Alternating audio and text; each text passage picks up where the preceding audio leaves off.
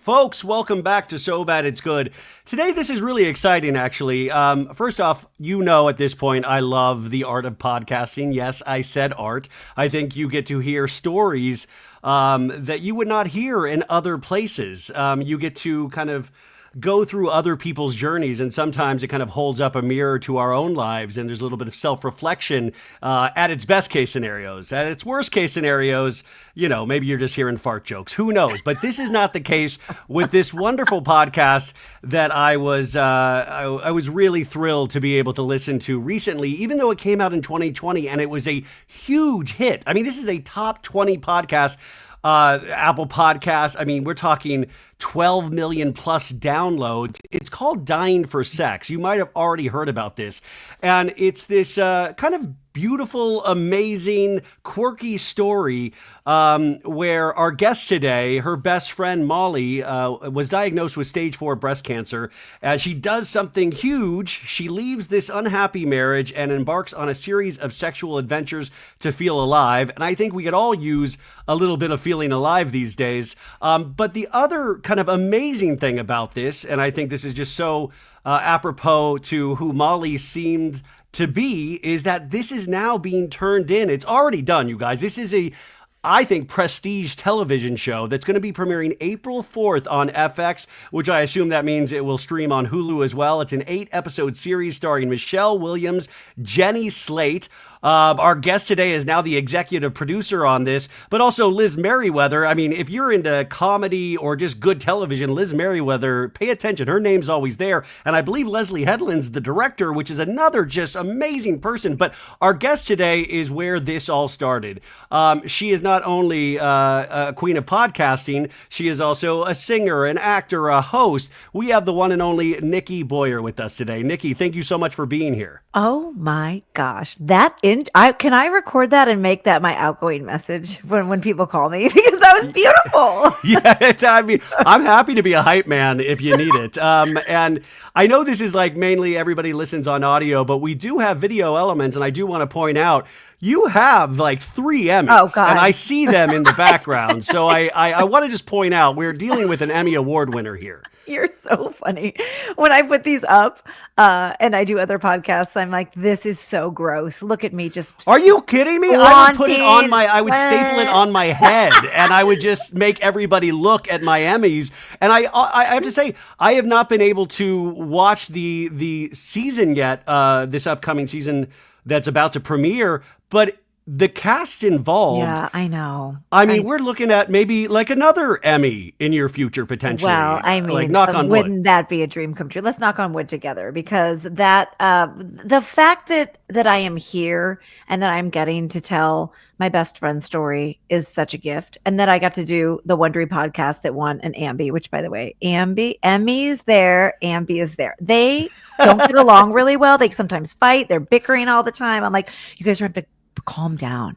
But just bad joke, really bad joke. But I have to just say, like, the fact that this has been turned into a television show and it's going to launch on Hulu, by the way, it's going straight to Hulu. Straight to Hulu, okay. And it's binging. You can binge it on April 4th. All 8 episodes will be available. So I hope that everyone plans their weekend around just sitting around and watching Molly's beautiful story. So yeah, Dying for Sex on Hulu. Please watch it. And you have to let me know once you watch it what you think. Like, I'm dying to know what you think. Well, I mean, it was one of the, and I swear to God, I make a list of shows that are coming up that I need to watch. And this was actually on my list already. Are you serious? Oh, totally serious. I am curious how you found, like, how did it come into your, like, your atmosphere?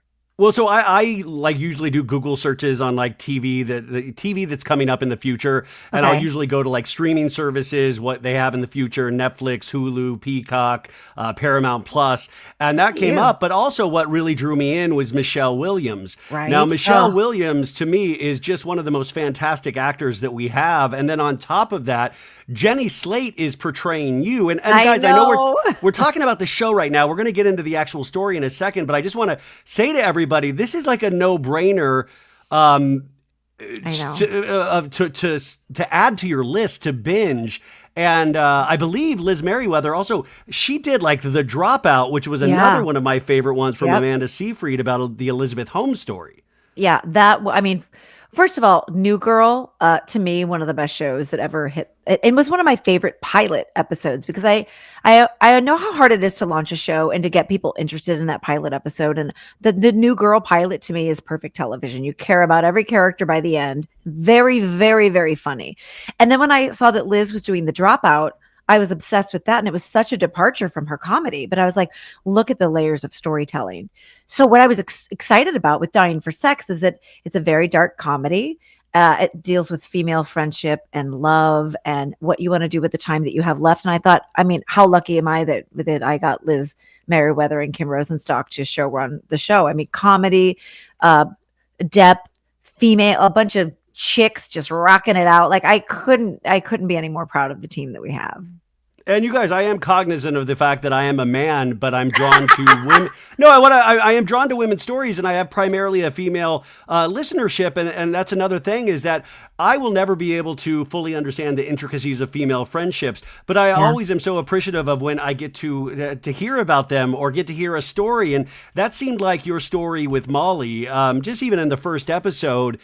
You know, the banter that you guys are having is so wonderful. And we cover a lot of reality television, and I always say, oh, it's so much better when they cast real friends because it already does the heavy lifting. Like, we know we're peeking behind a curtain of a friendship that's already solidified. Yeah. And I felt the same about your podcast where I'm like, oh, I get this friendship. Can you speak a little bit to Molly's journey and deciding to put this in a podcast to have her be involved, and then unfortunately the untimely loss of Molly and putting this out and the reception that it got? I know that's a lot of questions right there. No, but I love your interest in wanting to kind of go back to the root of where the story came from. And really, Molly and I, when we first met, we met in an acting class in Los Angeles. How cliche is that? Isn't that how it always is? So gross. I'm in Los Angeles. I've met so many people in acting classes, but I heard that and I was like, oh, of course, acting class. Yeah. And, I have to say, Ryan, I hadn't thought about this until just recently. We were paired up in a scene. Now, for people that don't know what acting classes are, you go in, sometimes you learn a monologue, sometimes your acting instructor gives you like a scene from a play, and then you're paired up with some stranger in your class, and then you have to like go to their house and rehearse and bring it back to the class. So weird. You're triggering me right now. You're triggering me right now. So Molly and I were paired up on a scene, and I always think if the acting instructor would have picked somebody else for me to pair up with, would we be here today? Because I think that friendship was kind of spawned from those quirky, funny moments working together in her apartment on this scene that we were like, what are we doing? What was the scene, by the way? It's so funny you asked this because I hadn't thought about it, and I looked it up. It was a play called, oddly enough, Hooters by Ted Talley. How funny is that? Like full circle, Dying for Sex. Wow. Molly's journey. We live in a simulation, obviously. This is perfect. Yes. And our friendship really grew from there. And I mean, we grew together through our 20s and our 30s and, part of our 40s together. And we just had a really deep connection. It was, I don't even know how to describe it because we weren't your typical best girlfriends. We didn't like go out clubbing to meet guys. Like we sat around, watched movies, talked, drank coffee. She wasn't a drinker, so we didn't really go out for cocktails. Like our friendship was different than a lot of my other female friendships in my 20s because she really loved connection. So I knew she was a rare bird from the get-go. So when she got diagnosed with cancer the first time, she was very private about it, kind of keeping it to herself, going through this journey on her own with me, including me a little bit in there. But when she got diagnosed as having metastatic breast cancer, which is stage 4, and, I hate to use the word, but it's described as terminal, something shifted in her. And she was always a deep, introspective thinker, always. But something shifted when she got the cancer diagnosis of like, what am I doing?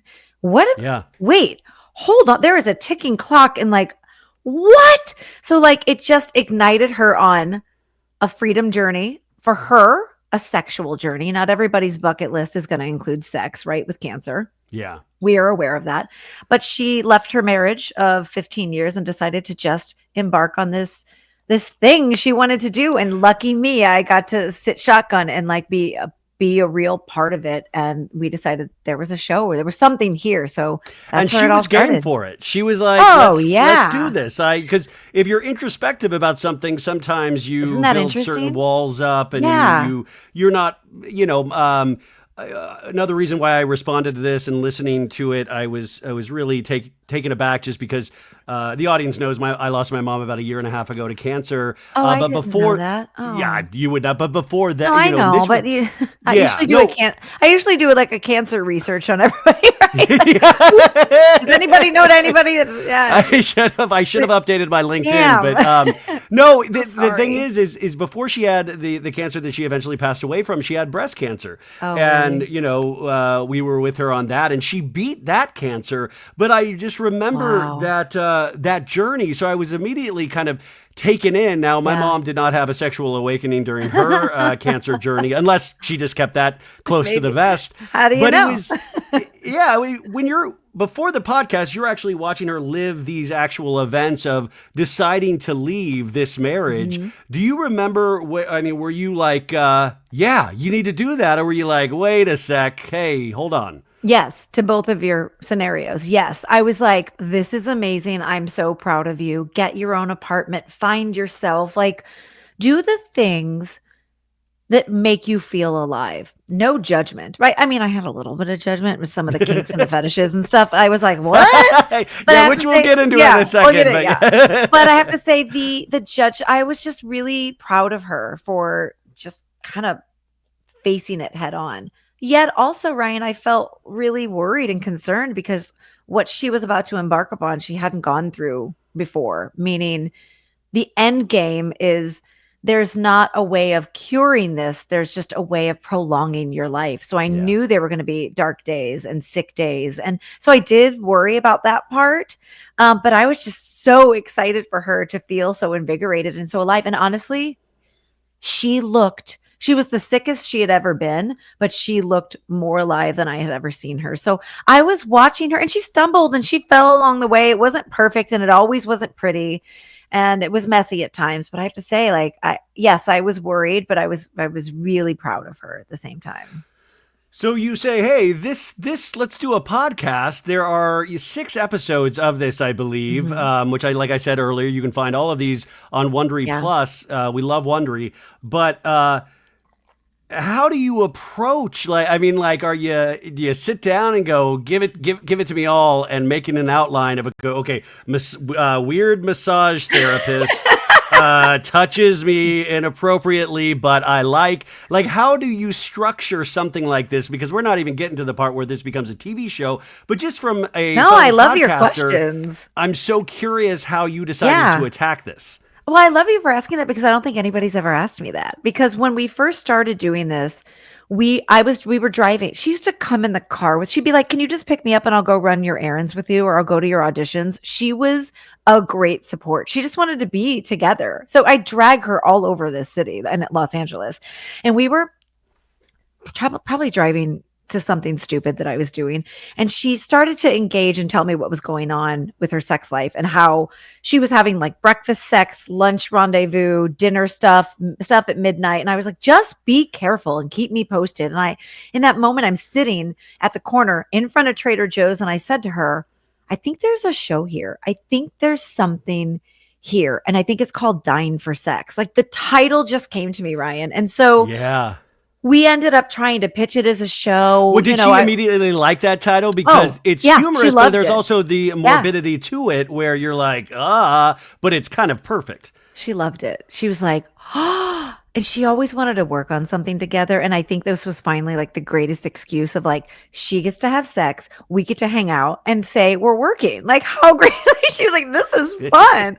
So we didn't know it was going to be a podcast at first. We didn't know what to do with it, to be honest. And I had never really created anything like that from the ground up. So we tossed it around. We wrote, a script, an idea, a one-sheeter. You know how it is. You're like, we got to get this idea out there. And I went to New York and I took some meetings with people and I pitched it. And everyone was like, what? This is amazing. But nobody quite understood what the tone of it was going to be. because Molly's my best friend, so I can't really describe her tone because she's just my friend. It's like her tone. What's her tone? It's just her. But once we got into the podcast studio, the tone became very clear that Yeah. like she's open, shameless, Funny loves as hell. life, funny, and brilliantly smart, and knew how to craft a story. So to answer your question in a very long-winded way, when we sat down, we were like, all right, how do we organize this into stories? And so we came up with piles of men and where they fit. Swear to God. Wait, what are the pile categories? One was called like massage and happy endings, like people that she met along her health journey of trying to feel good. You snorted. I heard it. Sorry. And then the other one was like boys in cars, riding. Oh, it was riding in cars with boys from that movie. Drew Barrymore, yeah. Right, exactly. Who I love, by the way, and is a huge support of Dying for Sex. So we had a category of there. We had a category of it was called shit that happens in the hospital. We had 10 episodes of all these sexual escapades. And so when we recorded, it was really, really fun because it was all about the sex. And then things took the turn of her health going on a downward spiral. And that's when Wondery got involved and kind of came in and made this podcast what it is. Yeah, I mean, Yeah. it really has kind of exploded, even though this is 2020 and we're in 2025 Yeah. now, but that's how Some that's how explosions Hollywood are just works. exactly. Some explosions take 5 years.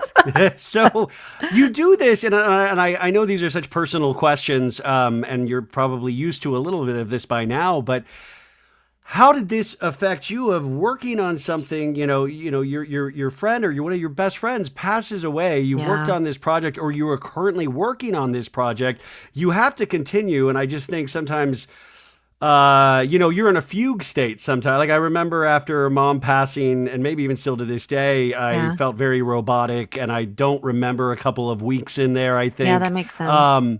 But you're still putting these things out. You're still putting this out into the world. Were you just driven of like, this is Molly's legacy, this is Molly's memory, we are going to tell this story? What was your thought process? I was so stricken with the grief of losing her, but my pain now had a purpose. Like I couldn't get swallowed up by it. I had something to do. And I have to tell you, like how far are you at your mom passed a year ago? A year and a half. Okay, so you're still in the very beginning stages of the grief, right? But imagine now if your mom, say, left behind a book, and in that book she transcribed something that said, like, Ryan, you've got to tell my story. Like you would have, I'm gonna cry. Yeah. Just thinking about that.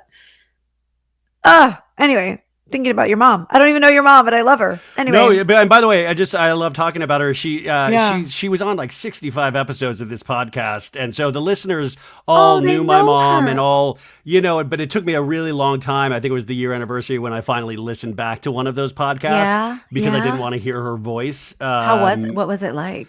It was actually really beautiful. I thought it was going to be, I was like, this is going to take me under. And I actually ended up laughing a lot. And I thought, oh my God, this was such great banter. And it felt like it felt like my mom was still here.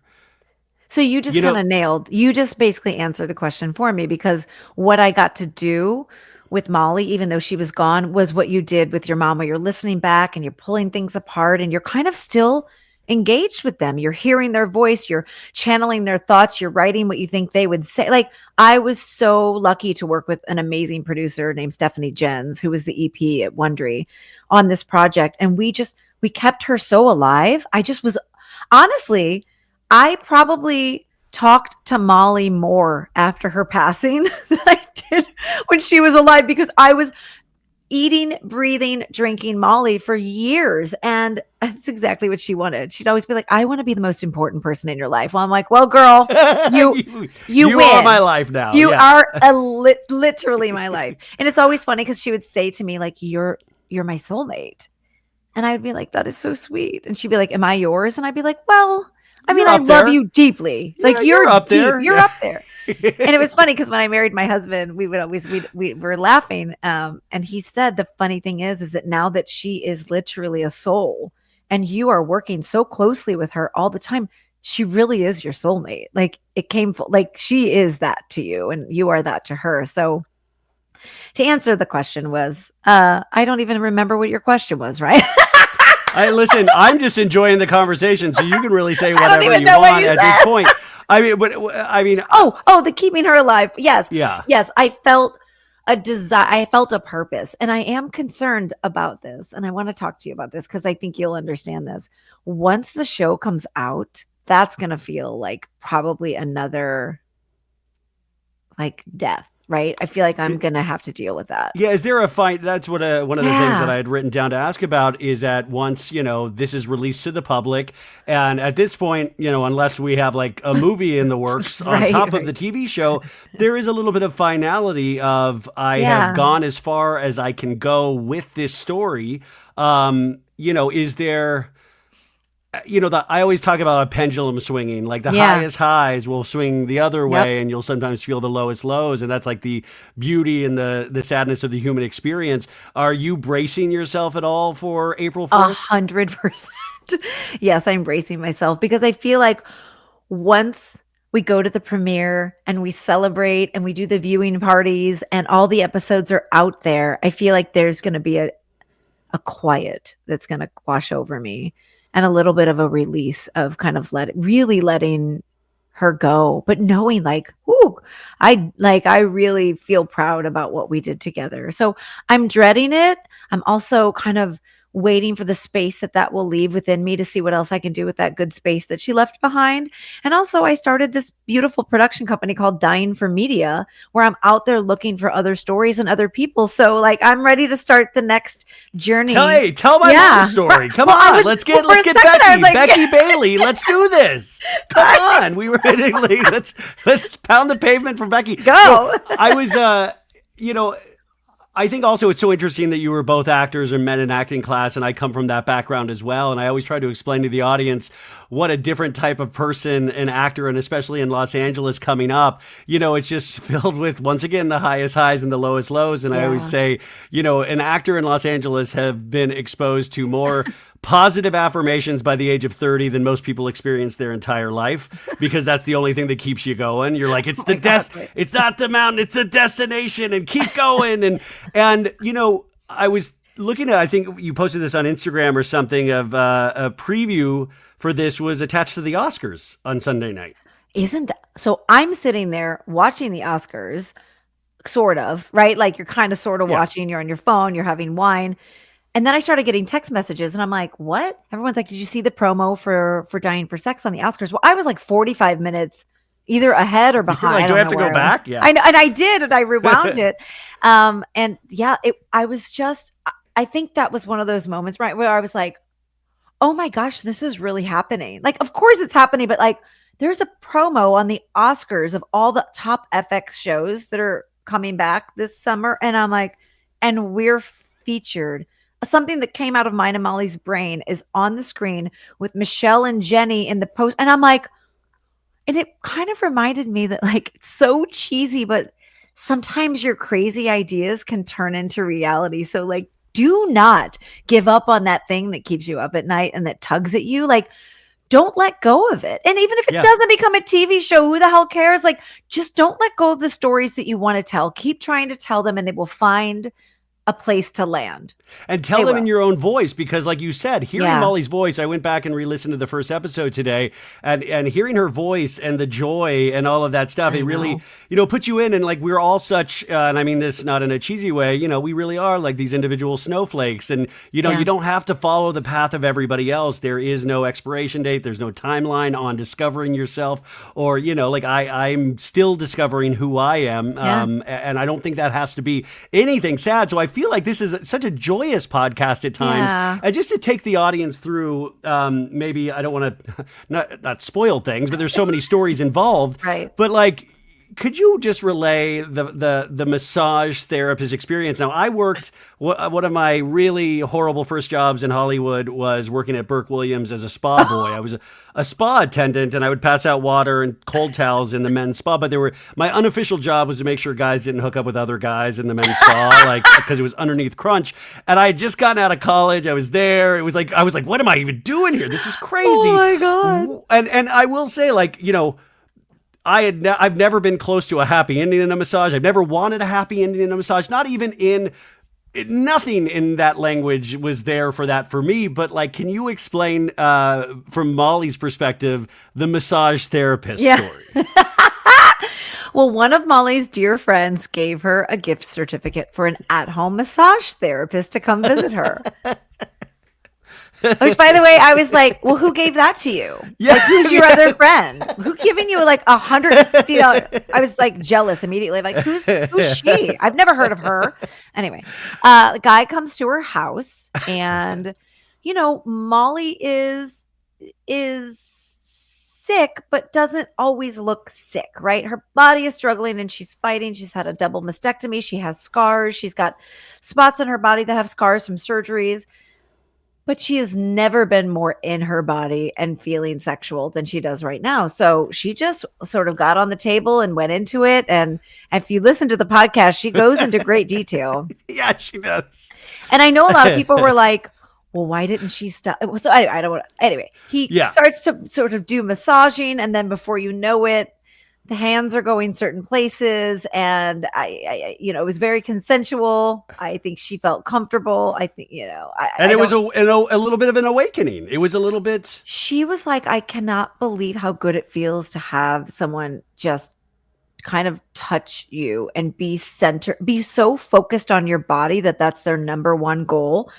And I think that kind of charged her of going, this feels good. I want more. Like, I want to feel more. Yeah. It's so interesting too, because when our bodies are sick, sometimes you will hyperfixate on that kind of sickness and not realize your body can do so many other things, and that it is such that's replacement in any sense, but it's this, wow, look what else my body can do while I'm sick. And I'm not trying to be jokey about this. Yeah. That's kind of what I took from it. And also, just for the audience, is this like, can we find out if this is like a special gift certificate you have to ask for, or is this just... Well, I said, I go get massages on the regular, and I have never had anyone, thank God, I'm saying, touch me, come near me, but everyone else I know has had a happy ending, and I'm like, what's wrong with me? That's me too. I'm like, obviously they just don't like me enough, but I always thought it was just like a trope that you saw on TV and film, and then when you bump into somebody, you're like, that's actually happening out in the world. I know.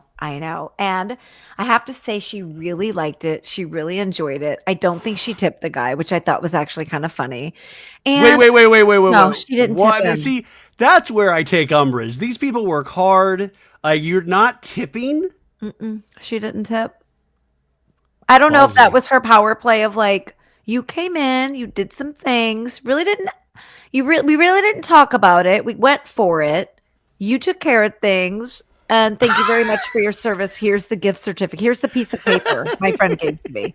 Get out of here. Hopefully, maybe the gift certificate had some tip included. That's what I'm going to go with. The gift certificate was so large, there was tip included. Yeah, maybe that's it. And I want this story to get out there, because I want the person that massaged her to DM me and say that was me, and I want to talk to that guy. I'm fascinated. I'm kind of shocked. I'm kind of shocked in no way that this person hasn't approached at some point. I was kind of, that was another question I was thinking of, like, any of these experiences, were people coming forward of relaying their experience in regards to Molly's experience? That's a great question, because when I got her, when someone passes away and then you're left with their things, it's such a weird feeling to go through their items and to be, and know that they're gone and that whatever they have left behind. But she left me her phone, and someone's phone is just everything. And it was every text exchange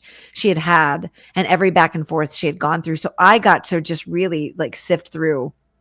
I couldn't find the massage therapist number, though. Couldn't find it. I mean, there were tons of massage therapists in there. Which one? Do I just call each one and be like, did you get my friend a happy ending? Did you get my friend a happy ending? Yeah. Is this a sting operation? Yeah. But I felt so like, I don't know. I just felt like I had a window into her world. And it was really, really intimate. Did it change your perception of your friend at all? It's not really change it, but it kind of deepened it a little bit, because I realized this just wasn't about sex. This was No. about connection. And that's why I feel like if somebody hears the show, it's dying for sex and they're like, oh, that's not my cup of tea. No, It's but it about, is. That's what I want to yeah, argue. Like, this isn't yeah. some, like, I don't even know what, I mean, it's not Todd. I mean, there's element, it's really told wonderfully. It's just told in a very powerful, Thank wonderful you. way that has a lot of humor. And that's also why I'm so excited to see the show, to see how Yeah, this is yeah. adapted. But yeah, to that experience of getting closer. Like, I have my mom's iPad still, and I've never touched it. I've never, because she was just on the thing the whole time. Even while she was sick, it Yeah. was always blah blah blah. And I can't. I don't know if I'll ever touch that thing again. And don't, Okay. guys, don't reach out asking for the iPad. I'm not going to sell it. But anyways, so this show comes out, right? Or like, what is Mhm. the timeline of working on the show, Molly passing away, and then the show coming out and actually Mhm. kind of hitting, and people really being blown over by Molly's story? What is that exact timeline? So we started recording like in 2018. Then she got very sick at the very end of 2018 and she died in actually this week. She died this week 6 years ago. So we're looking at 2019 and then she passed away in March of 2019 and then by 2020 almost a full year later. So yeah, wow. Oh my gosh. The podcast comes out on Wondery almost a year past her passing. It was very serendipitous and beautiful. Yeah. And Was so there that ever a doubt that this? I mean, was there ever any trepidation of? This is probably an automatic. no, yeah, tell ask. A trepidation of continuing on. Like, was there ever a? I just don't even want to continue to. I mean, it's such an emotional wormhole, Yeah. I would imagine, for you. Was there any trepidation about continuing on that path of releasing this? No. The fire was so burning so brightly inside of me because before she passed away, Ryan, we had, I mean, it's going to sound very morbid, but the business part has to happen. I'm her best friend. She was technically still married. So we had to kind of legally take care of me having her story. So we had lawyers coming in and drafting paperwork and it was hilarious. I mean, she's dying and she is still working, like still dry. So I knew the drive in her was deep to tell the story and she trusted me with it so much. So we were doing all the legal stuff and all the stuff we needed to do so that when she did pass, that I could then carry the torch for her. So no, I don't think there was ever a time. I think if anything, she gave me the permission and said, go do this. And one thing I want to say, and I say this a lot, but I feel like I need to, is that Hernan Lopez was the CEO of Wondery at the time. I pitched it to him. I brought it to him and he didn't get my email originally. So I, of course, squeaky wheel gets the grease. Always, by the way, advice for life, always email a second time. If you don't hear back, you better email again. I I did. need that advice. I Yes, email once and always then I'm email. out. I go Nope. hide. I never email again. I'm really bad at that. You need to do it because when I emailed him the second time, he said, I did not get your first email. It did not come through. I did not receive it. And I thought, oh my gosh, what if I would have never sent that? We wouldn't be sitting here today. So he and I met, we discussed the show. And at the time, it was February 14th. So it was about 3 weeks before she passed away. And he went to the hospital and sat in Wow. her bed and met her and said, I will help tell your story. Nikki and I got this. And so she knew, before, and I will never, like, he's one of my dear friends now. We are like family. But she knew. So I saw the light in her eyes, no matter how sick she was. She knew that we were going to continue doing this. And so that's where the fire came from, was from her permission. Yeah. How that's incredible. I mean, and then this comes out and people respond to it. People are, I Right? mean, this thing is, for a podcast, this is a hit. Yeah. And did that, I mean, I guess you have people like Wondery behind it, so there's Yeah. automatically a Oh, cachet yeah. being with them and obviously the power that they have. But there still is that, off chance that something doesn't hit, something just Yeah. kind of falls by the wayside. That's also Absolutely. why I want to tell people, make sure you stream this show and put it on your list, because there's so much streaming right now. It's hard to like make sure you see the quality, and you want to like make sure you're being directed towards the right things. And I think Yeah. that's where like shows like this come in. But when you realize that people are responding to it, how much validation was that? It was kind of huge because it just brought up, I felt so proud of her. Like, what a risk, what a vulnerable thing to do, just to let it all like hang out to say, right? While you're literally exposing your sex life, exposing your vulnerabilities, talking about being sick, and also talking about death. Like, what a brave thing to do. So the fact that it wasn't turning people off and that people were resonating with it. I mean, of course, there were, some trolls out there that were like, this is the most horrible thing I've ever heard. I'm like, well, all right, Welcome to thanks, podcasting. Yeah. Janet. We didn't need your input. No offense. I love the name Janet, by the way.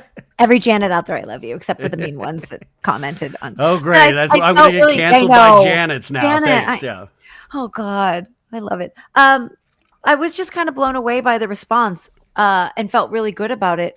But I have to tell you, I was prepared for it just to kind of be a little sliver of something that people could enjoy. I did not know it was going to do what it did. I had no idea. I didn't know what people were ready for. You never know. Yeah. I mean, so you're obviously proud of this work. It comes out, it turns out your pride is other people's joy. And, you're getting probably, I would assume, even when I was talking about my mom a lot, which was so cathartic, I would get these, and still sometimes I get these very long messages or emails that floor me, and I would not be able to respond to them because I would like kind of have a state of like, it would freeze me up. And I was just wondering, because you're probably so empathetic and so in tune with your emotions coming from the background that you come from, everybody wants to share their story. Like, what was that like to be flooded, which was, I imagine, everybody's stories wanting you to hear their stories that got inspired? I loved it. I was on my I was a little bit like, I'm not addicted to any substances, but I was addicted to my messages for like a good 3 months because I felt like I needed to respond to every single person that said, I have a best friend. She's going through this. My mother went through this. I was voice texting on Instagram, people going, hi, thank you so much. I love you. I don't know you, but I love you. And what you wrote is so beautiful. And we are all in this shitty group now of like losing someone to like, I commented or responded to almost every single person that reached out to me. And if I didn't, I'm sorry, I overlooked it. But I was so grateful for the ripple effect that I that was, for me, that was my job. And that I was doing, I don't know, I wanted everybody to feel seen and heard because they were so risky with listening to 6 episodes. Like to spend your time listening to somebody else's story and to go through those 6 episodes, that is a big commitment. And I was just grateful to people for opening their lives up to me and Molly. And I don't know, I still have gratitude. I mean, I still get the messages of like, you have no idea, this has changed my life. Or, I mean, we got voice memos and messages and I responded to all of them. I couldn't not. I just felt like this deep connection with everybody that appreciated her. Guys, I appreciate it as well. I'm giving my email accounts to Nikki. She's going to take care of it from here on out. So I'm very sorry. I'm not like Nikki, but so we have this come out. It's a hit, and then all of a sudden, I'm sure in the back of your heads and even Molly's head, like, TV, if you're telling a story, TV is a natural extension of this. Yeah. You have this episodic format. You're putting piles of men in groups, which I almost like, oh God, that should be like the names of each episode, like driving with cars and boys and massage therapists. But, where does the show come into play? And then what was the kismet that it landed in the hands of some of the best people working in television? Well, I mean, that's really due to the amazing relationships that Wondery has with, the television producers in the world. I mean, they're so top notch at taking podcast to TV. I mean, when Molly and I first thought of this idea, immediately I thought a television show.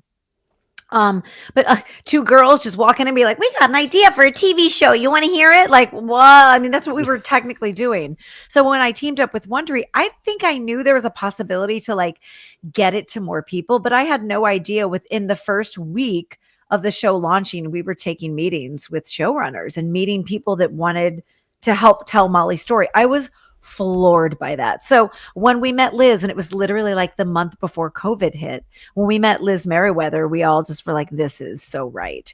Then COVID hits and then strikes. I mean, there was just so many things that got in the way of this happening, but it happened exactly the way it was supposed to. And the timing, I think, was perfection. And getting Michelle and Jenny to come on board and do it, and Sissy Spacek and Rob Delaney. And I mean, Oh my God, I love Jay Rob. I mean, Duplat. Sissy Spacek, I legend, but know. Rob Delaney, I love Rob Delaney. Oh my I'm goodness. obsessed with it. He is just so talented and such a giant heart, just walking around with arms and legs. He's an He has a incredible beautiful human. book, you guys, about his son. If you ever get a chance, it's a tearjerker, but I highly recommend that as well. So Yeah. you have all of these people. You're the executive producer of this thing.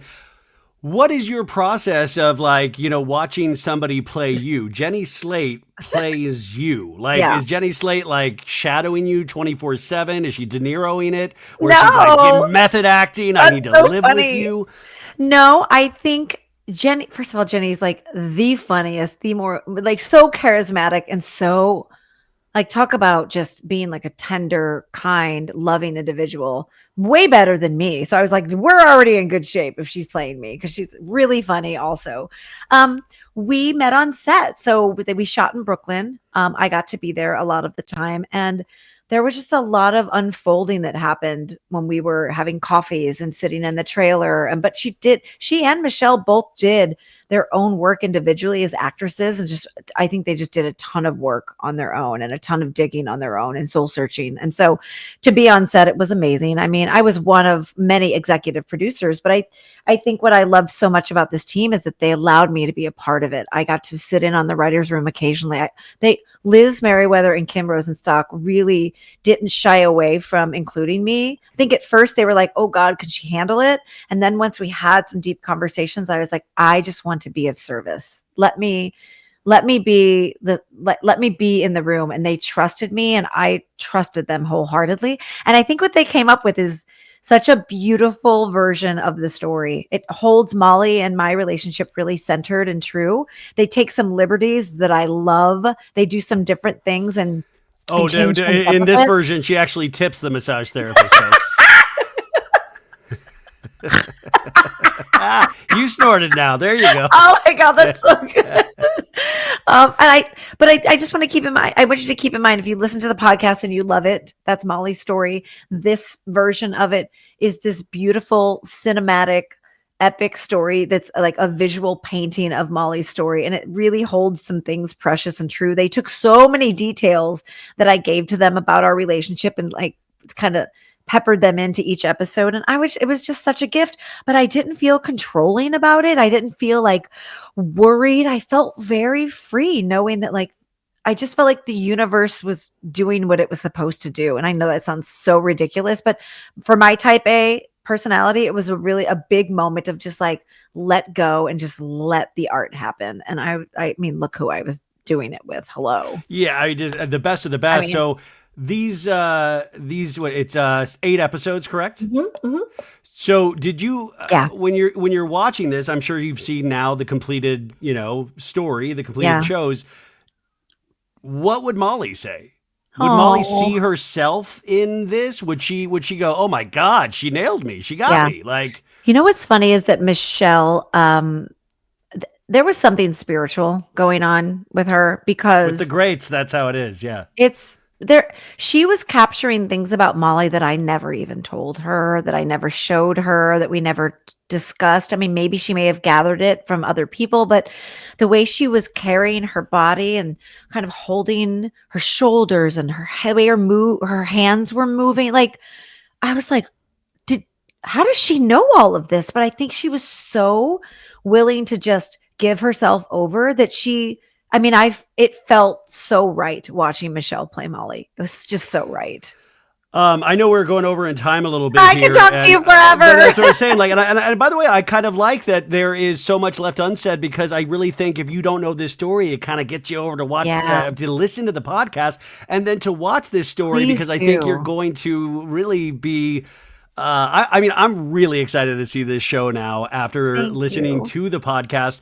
But I also didn't want to ignore the fact is you are here, you are living, you Yeah. are breathing, and obviously carrying the torch from Molly, but also your own person. And you have like this kind of insane career yourself.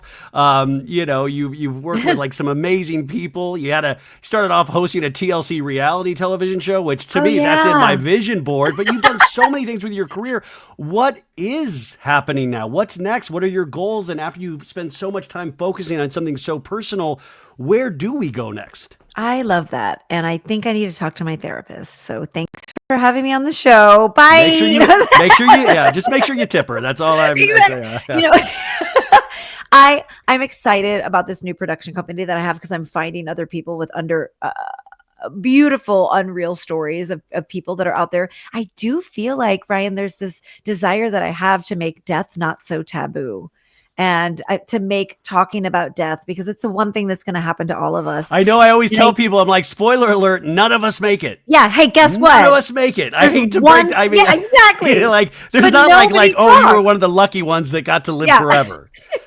Nobody talks about it. And I think there is an intimacy and a connectedness that can happen between people when you finally really have those kinds of conversations. It shifted my dynamics with my family and friends. Like, I now know what my mom wants. My Aunt Jackie told me exactly what she wants. And there's something really intimate about those conversations. And I think that if you can show up for that, you should, because if you are lucky enough in this life to get to orchestrate your own passing and to be with the people that you love, I think you need to think about that a little bit, right?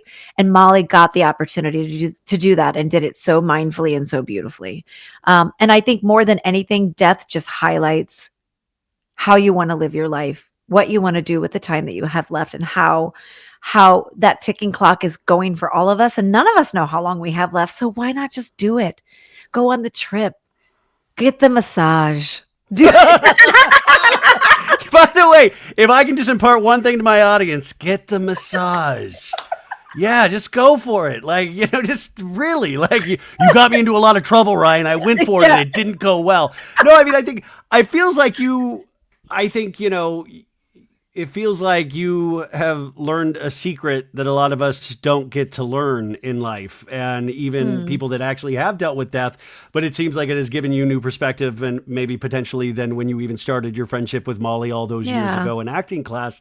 And I'm so excited now to see what other stories you're going to tell and how many other people you're going to inspire and make laugh. And I think that to me is like, that's the excitement of all of this. Is Thank you. You are going to still be here telling stories and telling your own story and other people's. And how do we support you? Because obviously we got to all go binge the show. We got to get the podcast, which a lot of you probably already have listened to, but if not, recommend it. How else do we support? I love to connect on social, even though I'm not like a social media gal. I'm not always posting, but I do. I mean, as you know, I read my messages. Yeah, so she'll respond, you guys. Yeah. I'd be like, did you leave a message for Ryan? Because he doesn't ever respond, but I will. Exactly. If you need to just go through Nikki, okay? Yeah. So I just following me on Instagram at Nikki Boyer, NIKKIBOYER. That's kind of where I stay connected. I also do another podcast called The How Dare You Show. It's with Ross Matthews. And so you can go the How Dare You Show. I know that was in my notes, and I was do I have time to bring up Ross Matthews? Ross Matthews, national treasure, started off on the Jay Leno show, then ended up now he is kind of his own legend in this industry, and you've worked with him for a while. He's one of my best friends. He married me and I married him. Does that make sense? Well, tell him he's got a big fan over here as well. I think we all love him. We didn't. No, I know you did. Okay. I mean, I didn't. I mean, well, I would. I love him. He's been such a support of this show. And so I have a show with him. It's a little podcast we do called How Dare You? So I think you should actually call in anonymously, Ryan, and tell us one of your most embarrassing stories on the show. Oh God. Could you please? Well, that's all I could, you'll have like 100 episodes right there. So I am going to look that up, and I will be calling in to this and telling a lot of embarrassing stories for the rest of anyways, Nikki, this has been such a pleasure. I was looking forward to this, and you couldn't have been nicer. And I know the audience is just going to really appreciate this. And I can't wait to talk to you again, hopefully down the line. I would love to do a touch base with you and just and check back in. And just thanks for you're really good at what you do, and you're in, like, the way this went by. It was like an hour, but it went by very quick. Like, it really does. And thank you. I'm like, but thank you, because this was easy. Like, some people make it easy. You made this easy, but also I think it just, also a tribute to Molly. Also, it's such a great story to I know. a bouncing off point to have a great Such good point. conversation. Yeah. So, Just thank you for your time and thank you for this great audience. Please go listen to the podcast on Wondery and DM me because I'll get back to you like Ryan didn't. April, okay. It went good up to the Ryan. Cut that part out. April 4th, you guys. April 4th, all episodes of Dying for Sex will be released. I will be watching it, and then we're going to talk about it. Okay. Bye, Nikki. Bye. Thanks for having me. Mwah.